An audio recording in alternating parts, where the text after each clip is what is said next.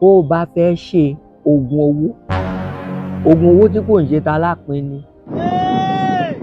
tí kò ń ṣe ta bìjà, tí kò ń ṣe ti lálùdé, tí kò ń ṣe ta lébí òṣù, tí kò ń ṣe tolúwà tẹ̀fín ní, oògùn owó tí kò ní repercussion rárá.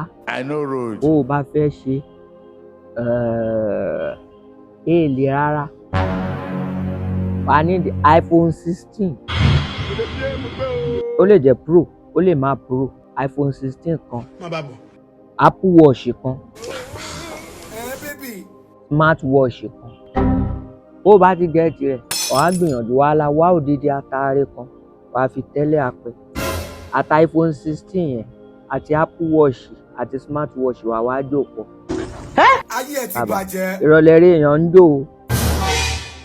Bó bá ti wá jò tán, wà á dà sómi gbóná. Èmi gangan ló yẹ kó máa pè ní Arábàmbí. Wà á la fi wẹ̀. Kó ní burúkú ẹ kó pọ̀ mẹ́. Wà á lé Dangote kúrò ní #1 l'Áfíríkà. Wèrè ní í sí ọ. Yọ kúrò. Mo kàn já yín ní o. Owó ọdún tirẹ̀. Olórí burúkú ni ọ. Láṣẹ ìní repercussion.